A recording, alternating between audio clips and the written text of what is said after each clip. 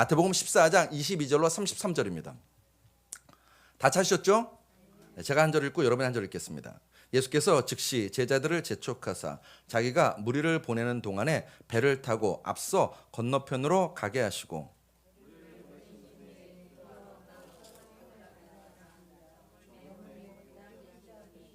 배가 이미 육지에서 술이나 떠나서 바람이 거스림으로 물결로 말미암아 고난을 당하더라.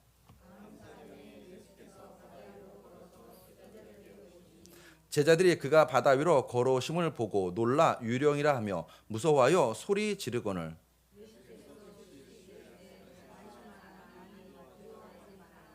베드로가 대답하여 이르되 주여 만일 주님이시거든 나를 명하사 물 위로 오라 하소서 하니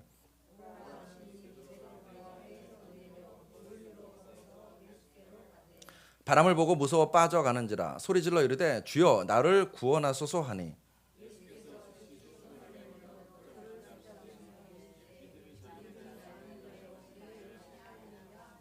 배에 함께 오르매 바람이 그치는지라 배에 있는 사람들이 예수께 절하며 이르되 진실로 하나님의 아들이로소이다 하더라. 아멘. 아멘.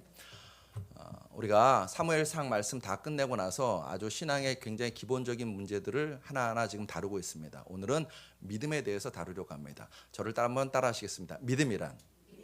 다시 한번요. 믿음이란. 네. 믿습니다.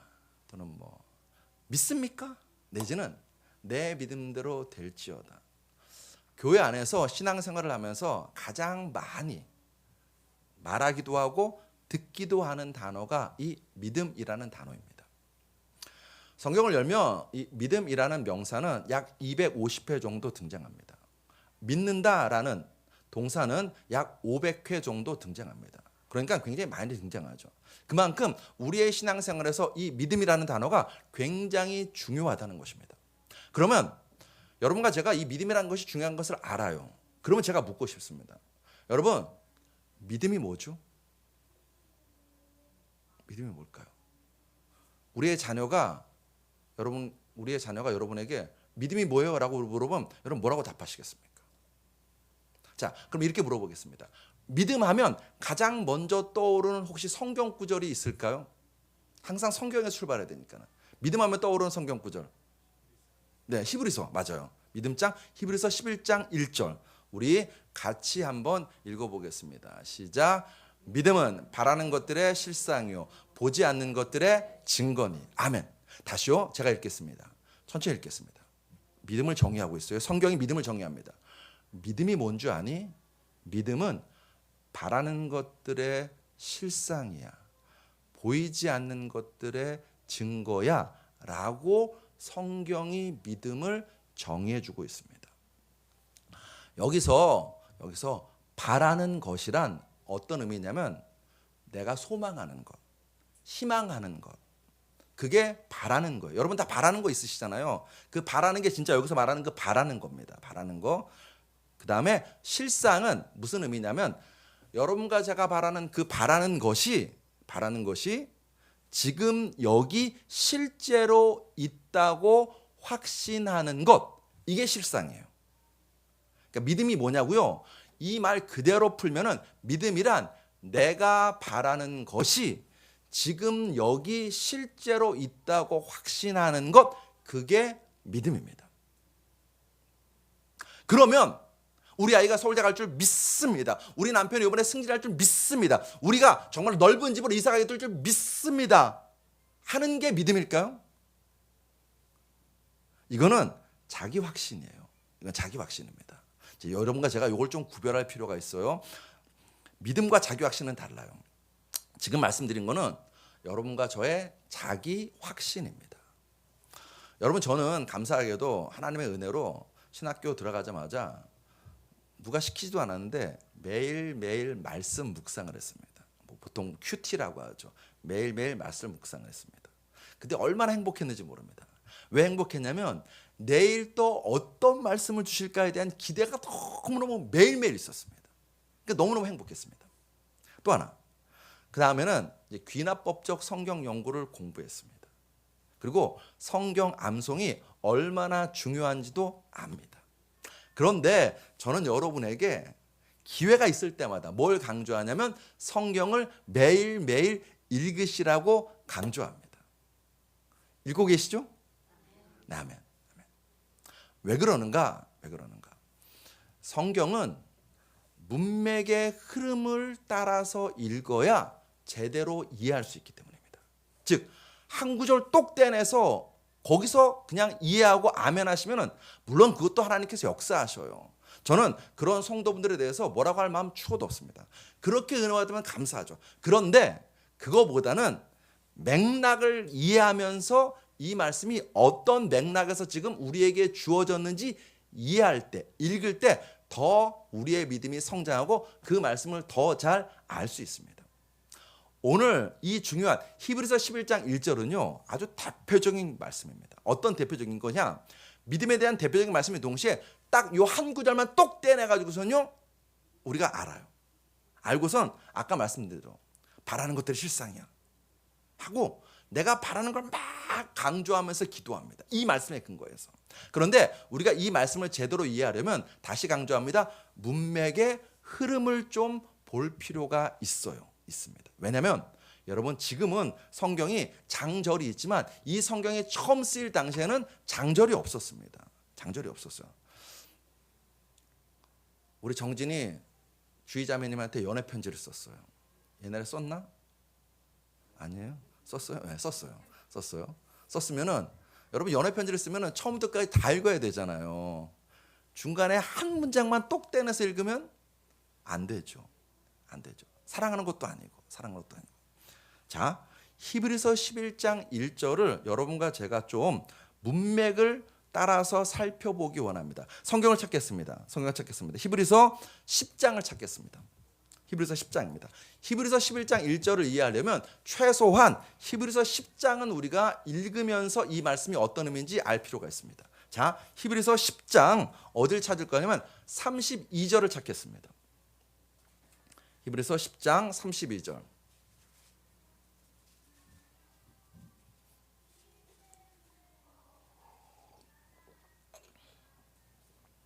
찾으셨나요? 네, 아멘. 자, 32절부터 39절까지 좀 천천히 읽겠습니다. 시작. 전날에 너희가 빛을 받은 후에 고난의 큰 싸움을 견뎌낸 것을 생각하라. 혹은 비방과 환난으로서 사람에게 구경거리가 되고 혹은 이런 형편에 있는 자들과 사귀는 자가 되었으니 너희가 갇힌 자를 동정하고 너희 소유를 빼앗기는 것도 기쁘게 당하는 것은 더 낫고 영구한 소유가 있는 줄 알미라. 그러므로 너희 담대함을 버리지 말라. 이것이 큰 상을 얻게 하느니라. 너희에게 인내가 필요함은 너희가 하나님의 뜻을 행한 후에 약속하신 것을 받기 위함이라. 잠시 잠깐 후면 오시리니 지체하지 아니하시리라. 나의 의인은 믿음으로 말미암아 살리라. 또한 뒤로 물러가면 내 마음이 그를 기뻐하지 아니하리라 하셨느니라. 우리는 뒤로 물러가 멸망할 자가 아니요 우리 오직 영혼을 구원함에 이르는 믿음을 가진 자니라. 그다음 1절입니다. 믿음은 바라는 것들의 실상이요 보지 않는 것들의 증거니. 이렇게 이어지는 것입니다. 자, 보십시오. 32절을 보면 10장 32절에 이런 말씀이 있습니다. 비방, 환난, 사람들의 구경거리. 33절에는요. 갇히고 소유를 빼앗긴다는 말이 나옵니다. 무슨 얘기냐면 지금 초대교회 성도들이 극심한 고난 가운데 있다는 것입니다. 그래서 그런 성도들에게 35절에 너희 담대함을 버리지 말라라고 권면하고 36절에 인내하라라고 권면합니다. 자, 고난 가운데 있어요. 그런 성도들에게 너희 담대해, 인내라고 권합니다. 왜냐? 왜 우리가 담대할 수 있고 왜 우리가 인내할 수 있는가? 그 이유가 나옵니다. 37절입니다. 자, 37절만 우리 한번 다시 읽어보겠습니다. 시작. 잠시 잠깐 후면 오시리니 지체하지 아니하시리라. 아멘. 자, 여러분에게 묻겠습니다. 저를 보십시오. 잠시 잠깐 후에 오실 리가 누구신가요? 예수님이십니다. 예수 그리스도이십니다. 그분이 오신답니다. 그분이 오시니 38절. 나의 의는 믿음으로 살리라. 말미암아 살리라라고 말하는 것입니다. 그리고 39절에서 이 믿음이 중요하기에 다시 믿음을 강조하고 그 다음 히브리서 11장 1절에서 그 믿음이 뭔지 아냐? 바라는 것들의 실상이요 보이지 않는 것들의 증거라고 말합니다. 자, 이 문맥의 흐름에서 보면 히브리서 11장 1절에서 말하는 바라는 것들이란 내가 소원하는 게 아닙니다.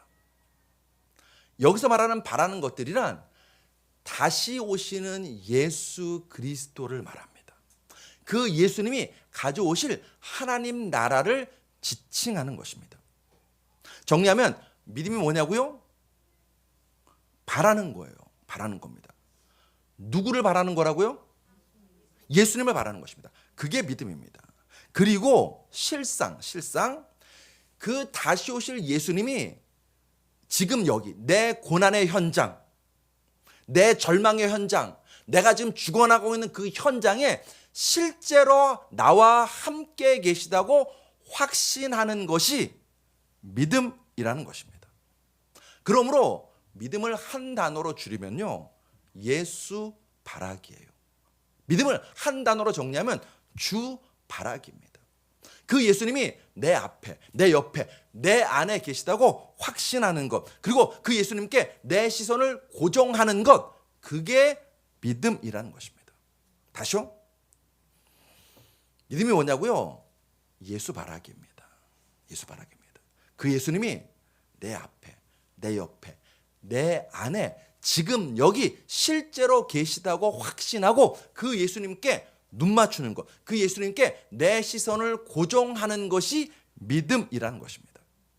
이 정의를 가지고 히브리서 11장을 쭉 읽어나가 보십시오. 에녹, 노아, 아브라함, 야곱, 이삭, 모세, 이들의 신앙의 특징이 뭐냐고요? 히브리서 11장은 말해줍니다. 이들의 신앙의 특징은 뭐냐면 보이지 아니하는 자를 보는 것 같이 하고 살아왔다고 히브리서 11장은 말해주고 있습니다.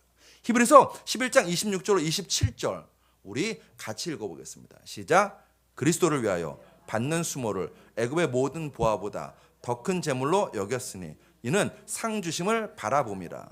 믿음으로 애굽을 떠나 왕의 노함을 무서워 아니하고 곧 보이지 아니하는 자를 보는 것 같이 하여 참았으며. 아멘. 보이지 않아요. 여러분 예수님 보셨나요? 보신 분은 제가 빨리 병원 데리고 가야 됩니다. 보이지 않아요. 보이지 않습니다. 그런데 어떻게 한다고요? 신앙생활을 어떻게 한다고요? 그 보이지 아니하는 분이 내 앞에, 내 옆에, 내 안에 계시다고 확신하고 그분께 내 시선을 고정하는 것, 그게 믿음이라는 것입니다. 사랑하는 성도 여러분, 예수님이 지금 내 안에 계시는 줄로 믿습니다. 계셔요. 계셔요.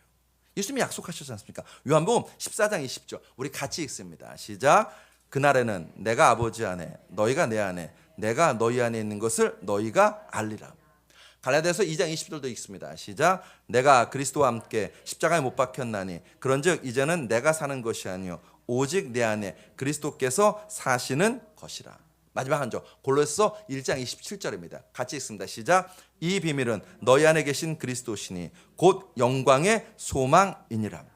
아멘. 여러분 예수님이 내 안에 계십니다. 내 옆에 계십니다. 내 앞에 계십니다. 내 등 뒤에도 계십니다. 보이진 않죠. 그런데 그 보이지 않는 분이 지금 여기 내 안에 내 앞에 계시다고 그분께 시선을 고정하는 것, 그게 믿음이에요. 오늘 여러분과 제가 읽었던 마태복음은 여러분과 저에게 어떤 상황 가운데 있을지라도 그분께 시선을 고정하는 것이 믿음이라고 강조하고 있습니다. 자, 마태복음 14장을 보시면 우리가 읽은 본문은 예수님께서 무리를 거르신 사건을 봤는데 그 전에 바로 직전에 무슨 사건이 있었냐면 예수님이 오병이어의 기적을 행하십니다. 그랬더니 무리들이 열광해요. 예수님을 왕 삼으려고 해요. 그러자 예수님께서는요 그 무리들을 신속하게 집으로 돌려보내십니다. 그리고 흥분해 있는 제자들도 갈릴리 바다 건너편으로 건너가라고 보내십니다. 예수님은 산 위에 올라가셔서 밤새 기도하십니다. 문제는 제자들이 이제 저녁을 먹고 그 오병이어로 저녁을 먹고 갈릴리 바다 건너편으로 건너가요. 바다로 나아갑니다. 근데 문제는 그들이 바다에 나가서 그 갈릴리 바다에 나가서 심한 풍랑을 만납니다. 풍랑을 만나서 가지도 못하고 되돌아오지도 못하는 그런 난처한 상황 가운데 처합니다. 언제까지요? 밤 사경 때까지. 밤 사경은 새벽 3시에서 6시 사이의 시간을 일컫습니다. 그러니까 저녁 먹고 떠난 제자들이요, 벌써 갈릴리 바다 건너편에 갔어야 되는데 풍랑 때문에 가지 못하고 새벽 3시에서 6시 그 칠흑 같은 어둠이 될 때까지 바다에서 고군분투를 하고 있었습니다. 고난이죠. 절망이죠. 문제를 만난 것입니다. 아주 심각한 문제를 만난 것입니다. 목숨의 위협을 당한 그런 문제를 만난 것입니다. 제자들이 그런 문제를 만난 것을 예수님이 보셨어요. 보시고 산에서 내려오십니다. 내려오셔서 그 풍랑이 이는 바다를 뚜벅뚜벅 걸어서 제자들에게 찾아오십니다. 제자들은 귀신인 줄 알고 기겁을 하죠. 그때 예수님께서 제자들에게 말씀하세요. 보면 27절에 예수께서 즉시 이르시되 안심하라, 나니 두려워하지 말라라고 제자들을 안심시킵니다. 바다 위를 걸어오시는 분이 예수님인 것을 깨닫자 제자 중에 하나인 베드로가 예수님께 외쳐요. 오늘 본문 28절. 베드로가 대답하여 이르되 주여, 만일 주님이시거든 나를 명하사 물 위로 오라 하소서 하니. 예수님께서 오라고 말씀하세요. 오라고 말씀하십니다. 그러자 베드로가 물 위를 걸어서 예수님께 나아갑니다. 본문 29절. 오라 하시니 베드로가 배에서 내려 물 위로 걸어서 예수께로 가되. 자, 이제 질문하겠습니다. 저를 보십시오. 민자매님, 저를 보십시오. 네. 베드로가 물 위를 걸어서 가고 있습니다. 계속 물 위를 걸어서 예수님께 갔나요? 못 갔습니다. 어떻게 됐나요? 물에 빠졌습니다. 물에 빠졌어요. 자, 여기서 중요한 대목.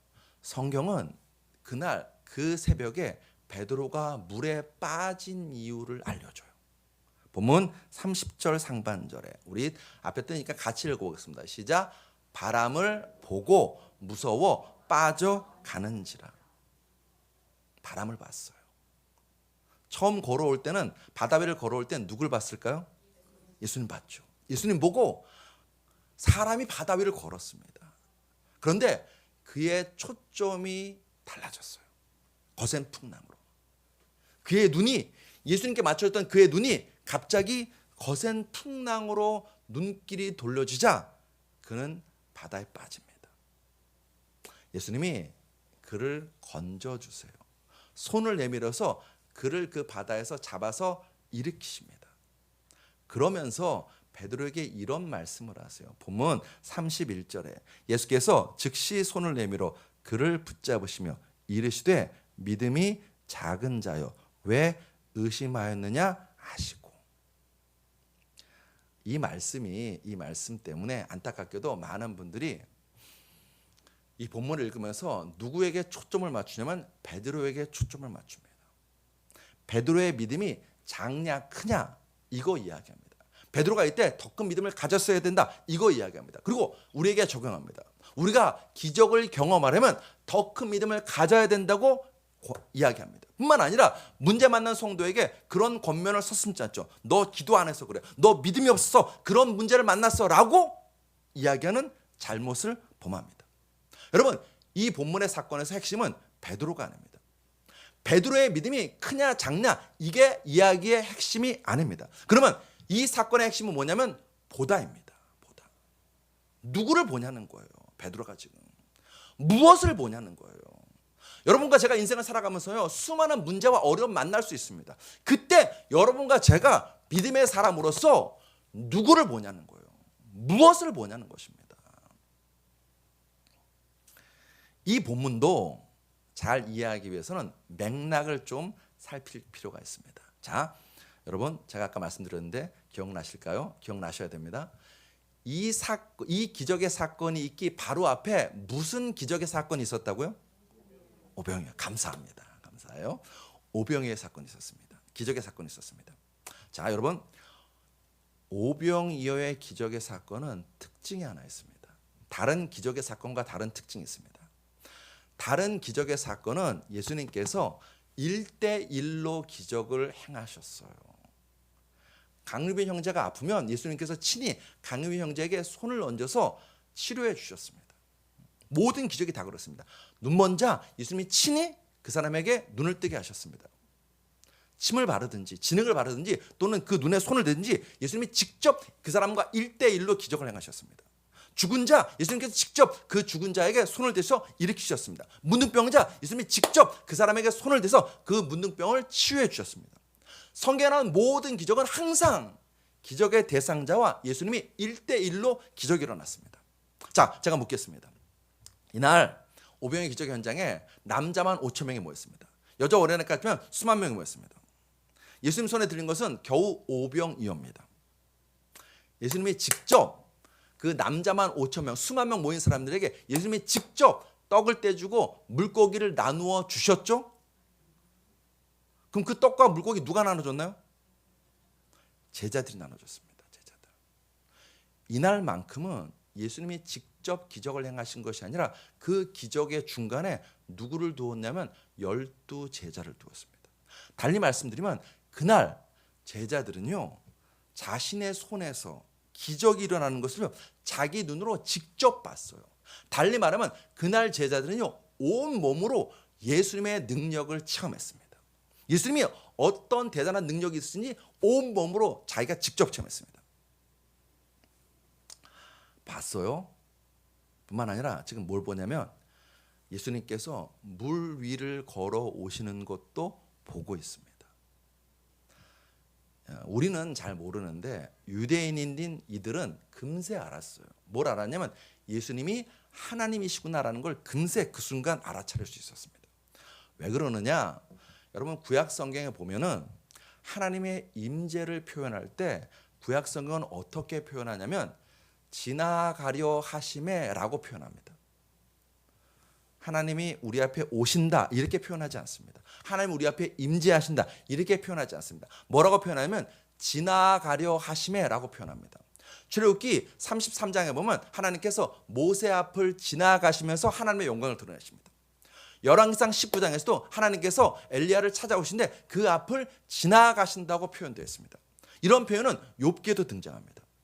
구약 성경에서 이 지나가려 하시면은 신적 임재의 표현입니다. 마태복음 14장에는 이 표현이 안 나오는데 마가복음 6장에는 이런 말씀이 있습니다. 마가복음 6장 48절 바람이 거스림으로 제자들이 힘겹게 노젓는 것을 보시고 밤 4경쯤에 바다 위로 걸어서 그들에게 오사 지나가려 하심에라고 나옵니다. 무슨 얘기예요? 예수님의 임재가 신적 임재라는 것입니다. 제자들은 그날 오병이어의 사건과 예수님이 물 위를 걷는 사건을 통해서 예수님이 어떤 분이신지를 정확하게 보고 알고 깨달았습니다. 그러면 제 아무리 거센 풍랑이 일어도 예수님께 눈 맞춰야죠. 칠흑 같은 어둠이어도 눈을 부라리고 예수님을 바라봐야죠. 아무리 거친 파도가 내게 몰려온다 할지라도 내 눈이 어디에 고정되어야 하냐면 예수님께 고정되어야죠. 그런데 베드로는 그 순간 거센 풍랑을 보았습니다. 예수님은 그런 베드로에게 믿음이 작은 자야라고 말씀하십니다. 그 말은 베드로의 믿음이 크다 작다 분량을 말씀하시는 것이 아니라 너 지금 뭐 보니? 너 지금 어디 보니? 너 지금 누구를 보니? 이거 말씀하시는 거예요. 고난을 보지 마. 질병을 보지 마. 문제를 보지 마. 너 끝까지 나 예수를 바라봐야지 그 이야기입니다. 지난 여름에 우리는 10계명의 제1계명에 대한 설명을 들었어요. 네. 기억나시나요? 안 나셔도 괜찮아요. 오늘 또 설명하면 되니까. 네. 출애굽기 20장 3절에 같이 읽겠습니다. 시작. 너는 나 외에는 다른 신들을 내게 두지 말라. 나 외에는 히브리어로 알 파나임이라는 단어입니다. 파나임이라는 단어는 파님이라는 단어에서 파생된 단어입니다. 파님은 무슨 뜻이냐면 얼굴이라는 뜻입니다. 얼굴. 그러니까 이 히브리어 원문의 뜻을 살려서 직역을 하면 주격을 하면 10계명의 제1계명은 이렇게 직역할 수 있습니다. 너는 내 얼굴 앞에 다른 신들을 두지 마. 이런 명령입니다. 그 의미는 네 얼굴 앞에 하나님 나만 있어라. 하나님 얼굴 앞에 너만 있어라. 하나님과 너 사이에 다른 그 어떤 것 끼워 넣지 말라는 것입니다. 살다 보면 먹을 게 없을 때가 있어요. 살다 보면 인생의 거센 풍랑을 만날 때도 있습니다. 고난의 바다에 빠져서 물질 문제의 절망의 바다에 빠져서 허우적대는 인생일 때도 있습니다. 한치 앞을 예상하지 못하는 것이 우리의 인생이기에 우리는 두렵고 떨리죠. 그때 하나님께서 여러분과 저에게 말씀하시는 거예요. 너 두렵니? 너 힘드니? 너 괴롭니? 얘야, 하나님은 내 얼굴 앞에 너만 있게 해. 네 얼굴 앞에 하나님인 나만 있게 해. 하나님과 너 사이에 다른 그 어떤 것 두지 말고 나하고 눈 맞추자. 그러면 네가 살 수 있다고 말씀하시는 것입니다. 우리의 눈을 하나님께 고정하라는 것입니다. 하나님만 철저하게 신뢰하면서 하나님만 바라보라는 것입니다. 그게 믿음이라는 것입니다. 달리 표현하면 내 인생을 내 힘으로 살려고 하지 말라는 것입니다. 세상의 신인 돈 의지하지 말라는 것입니다. 예수님께 시선을 고정하고 예수님께 내 삶을 맡겨드리라는 것입니다. 교회 와서는 믿습니다 하고 저 예배당 문 딱 열고 나가는 순간부터 걱정과 근심과 염려로 네 삶을 살지 말라는 것입니다. 세상의 부와 명예와 권력을 쫓지 말라는 것입니다. 진짜로 믿으면 너희 나 믿니? 그러면 네 삶을 좀 나한테 맡겨보렴 이라고 말씀하시는 거예요. 여러분 오늘 오실 때 자동차 타고 오신 분이 있을 것입니다. 여러분과 저는요, 그 자동차 타신 분들은요, 자동차에 내 생명을 맡겼어요. 그래서 그 자동차에 타고 운전해서 오신 거예요. 여러분 그 자동차 뭘 믿고 중간에 가다가 바퀴 빵꾸 나면 어떡하려고? 사고 나면 어떡하려고요? 근데 우린 믿었잖아요. 믿었기 때문에 내 생명을 그 자동차에 온전히 맡겼습니다. 버스 타고 오신 분, 전철 타고 오신 분, 또는 택시 타고 오신 분도 마찬가지입니다. 그 택시기사 뭘 믿고요? 근데 우린 믿었어요. 믿고 그 버스에, 그 전철에, 그 택시에 내 생명을, 내 몸을 완전히 맡겼습니다. 이 차가 목적지까지 갈 거라고 믿고 오늘 예배 마치고 난 다음에 외식하는 분들 있을 수 있을 것입니다. 햄버거를 먹고 설렁탕을 먹고 뭐 돈가스를 먹고 이 중에서 혹시 식당에 가셔서 독극물 검사하시는 분 있나? 노로바이러스 검사하고 대장균 검사하시는 분 없잖아요. 없고 우리는 믿어요. 믿고 내 생명을 그 음식점에 맡겨요. 식당 주인이 주는 그 음식을요 조금도 의심하지 않고 먹어요. 맡겨요. 이그나치 얀 파데레프라는 분이 있습니다. 발음이 좀 어려운데 이름이 이그나치 얀 파데레프입니다. 이분은 누구냐면 폴란드 분입니다. 폴란드 독립운동가이자 외무상이었고 그 다음에 초대 수상이었던 분입니다. 동시에 이분은 굉장히 탁월한 피아니스트입니다. 그리고 작곡가였습니다. 폴란드는 이분을 기리기 위해서 파데레프스키 국제 피아노 콩쿠르가 있을 정도로 폴란드에서 존경받는 분입니다. 이분에 관해서 굉장히 유명한 일화가 나와 있습니다. 이분이 이제 피아노 연주회를 개최했습니다. 수많은 관객이 이제 자리에 착석했어요. 근데 보통은 이렇게 바로 시작하지 않잖아요. 한 어머니가 7살 된 아들하고 이 연주에 참석했습니다. 근데 바로 시작하지 않으니까는 이 7살 된 아들이 좀 지루했던 것 같아요. 조용히 자리를 이탈했어요. 근데 엄마가 몰랐어요. 조용히 자리를 이탈해서 7살 된 아들이 어디로 갔냐면 그 단 위로 올라갔습니다. 올라가서 그 그랜드 피아노 앞에 털썩 주저앉습니다. 주저앉아서 자기가 할 줄 아는 유일한 연주, 피아노 행진곡, 아니 젓가락 행진곡 아시나요? 띵띵띵띵띵띵띵띵띵띵띵띵띵띵띵띵띵띵 뭐 이렇게 하는 거. 이거를 이 아이가 연주하기 시작하는 거예요. 잘 모르니까요. 순식간에 그 장내가 웅성웅성 됐습니다. 뭐야? 저 아이 누구야? 엄마는 뭐 하는 거야? 막 이런 소란이 일어났습니다. 그때 파데레프가 단에 올라 나왔어요. 그리고 그걸 봤어요. 어떻게 했는가? 파데레프는요 조용히 그 아이의 뒤에 갑니다. 그리고 아이 귀에 대고 속삭였어요. 멈추지 마라. 계속해라. 내가 너와 함께 연주해 볼게. 하고 그 아이의 정말 제대로 맞지 않는 띵띵띵띵 하고 있는 그 연주에 맞춰서 파데레프가 즉석에서 거기서 연주합니다. 어떻게 됐을까요? 너무너무 아름다운 즉흥 환상곡이 그 장내에 울려 퍼졌습니다. 청중은 뜨거운 박수로 파데레프뿐만 아니라 아이를 격려해주고 환호해 주었습니다. 사랑하는 성도 여러분, 우리 인생 별것 없습니다. 살다 보면 여러 가지 어려움 만납니다. 하늘마다 답답합니다. 나는 왜 이 모양 이 꼴인가? 라는 생각까지 들 때가 있습니다. 그게 우리예요. 그게 우리입니다. 잘난 거 없습니다.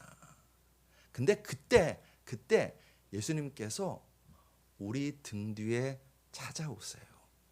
찾아오셔서 여러분과 저에게 말씀하세요. 너 삶을 포기하지 마. 멈추지 마. 계속 가. 내가 너와 함께 할게. 그리고 너를 나에게 좀 맡겨보렴. 라고 말씀하십니다. 그리고 우리에게 말씀하시죠. 얘야, 네가 지금 안전하다고 생각하는 그 배 밖에서 나와봐. 나와 함께 이 거센 풍랑 위를 걷지 않겠니?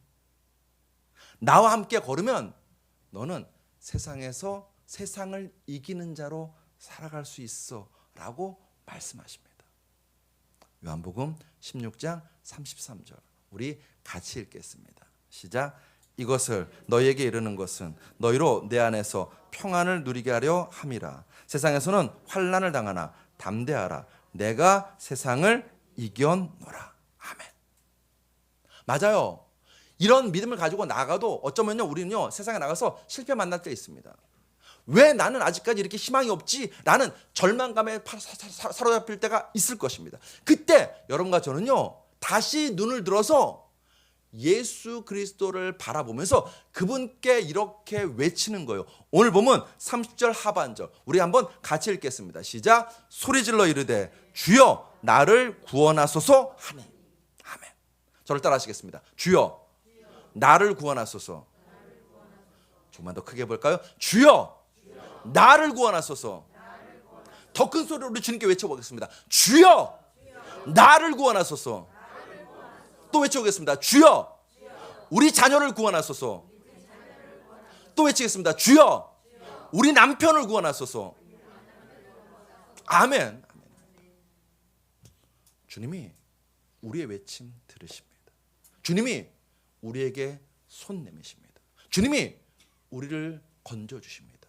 주님이 우리로 하여금 우리가 만난 그 거센 풍랑을 잠잠케 하시고 우리로 하여금 승리케 하시는 주님이신 줄로 믿습니다.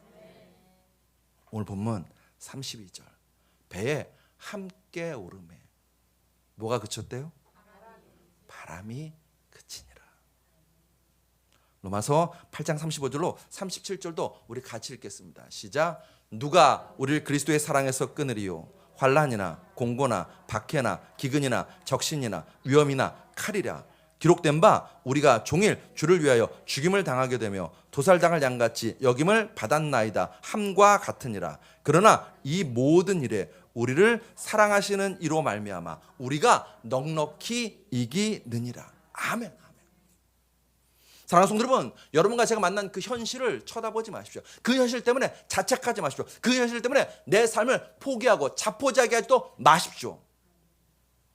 도리어 그럴수록 우리를 사랑하시는 이를 의지하여서 한 발 한 발 살아나가는 것입니다. 2025년은 정말 안 되는 해가 였을 수도 있습니다. 그러나 우리를 사랑하시는 이가 계시기에 우리는 2026년을 향해서 한 발 한 발 또 걸어 나가는 것입니다. 나아가면, 예수님 손 붙잡고 나아가면 예수님께서 우리에게 약속하십니다. 우리가 넉넉히 이긴다고. 말씀 정리합니다. 믿음은 예수 바라보기입니다. 믿음은 주 바라보기입니다. 사랑하는 여러분, 그분이 보이지 않아요. 그런데 그분은 약속하십니다. 내가 네 앞에, 네 옆에, 네 등 뒤에, 네 안에 있을 테니까 나를 바라봐, 나만 바라봐 라고 말씀하시는 것입니다. 그분께 내 모든 것을 맡겨드리십시오. 울고 싶으면 그분 앞에 나가서 우십시오. 탄식할 건가요? 그분 앞에 나가서 탄식하십시오. 고통스러운 것인가요? 그분 앞에 나가서 내 고통을 아뢰어내십시오. 그러면 그분이 들으십니다. 어떤 분은 안 믿어질 수도 있어요. 안 보여요. 난 잘 모르겠어요. 무슨 느낌이라도 있었으면 좋겠어요. 네, 여러분, 다시 강조합니다. 예수님이 약속하셨다니까요. 예수님이 약속하셨어요. 우리 성경 다시 읽습니다. 요한복음 14장 20절 말씀 다시 읽습니다. 시작. 그날에는 내가 아버지 안에, 너희가 내 안에, 내가 너희 안에 있는 것을 너희가 알리라.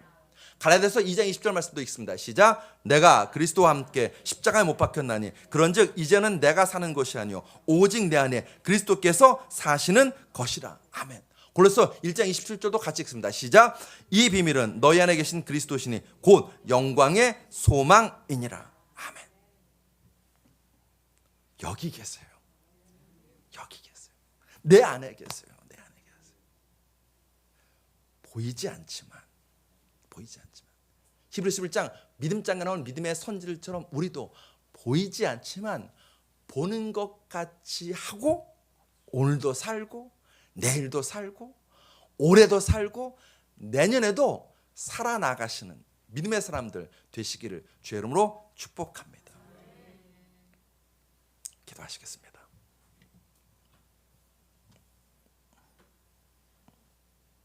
비가 와도 눈이 와도 내 앞에 계신 주님, 더워도 추워도 내 옆에 계신 주님, 내가 주님 보시기에 정말 신앙생활을 잘하고 있어도, 내가 나를 봐도 어떻게 이러고 교회 다닌다고 할 수 있을까라는 그런 엉망인 삶을 살고 있어도 예수님은 분명히 약속하셨습니다. 나는 너와 함께하고 있어, 나는 내 안에 있어 라고 약속하셨습니다. 주님, 그 보이지 아니하는 예수님을 오늘도 보는 것 같이 하여 살게 하여 주시옵소서. 그 믿음조차도 내가 내는 믿음이 아닙니다. 하나님이 그 믿음을 선물해 주셔야 됩니다. 주여, 우리의 눈을 열어주시고 우리의 귀를 열어주시고 우리의 마음의 문을 활짝 여셔서 진실로 우리가 예수 바라보고 예수님의 음성을 듣고 예수님을 내 인생의 주인으로 모시고 날마다 동행하는 삶을 살아갈 수 있도록 은혜 베풀어 주시옵소서. 오늘 이 시간 예배드리는 성도들뿐만 아니라 이 시간 병상에 있는 귀한 영혼에게도 보이지 아니하는 예수가 나와 함께 하심을 보면서 다시 삶에 대한 소망과 꿈과 희망을 가질 수 있도록 은혜 베풀어 주시옵소서.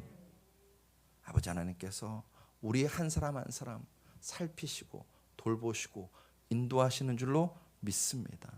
주님, 그 은혜와 그 믿음으로 2026년을 열고 전진해 나가는 우리들 다 될 수 있도록 복 내려 주시옵소서. 그래서 아버지 하나님, 2025년 12월 31일에도 2026년 12월 31일 송구영신 예배 때도 우리가 이렇게 고백하게 하시옵소서. 이렇게 자랑하게 하시옵소서. 그러나 이 모든 일에 우리를 사랑하신 이로 말미암아 우리가 넉넉히 이겼다라고 신앙 고백하는 2025년 2026년 될 수 있도록 은혜 베풀어 주시옵소서. 예수 그리스도로 감사하며 기도드렸사옵나이다. 아멘. 아멘. 우리 기도하기 원합니다. 하나님, 정말로 내 눈을 열어서 주를 바라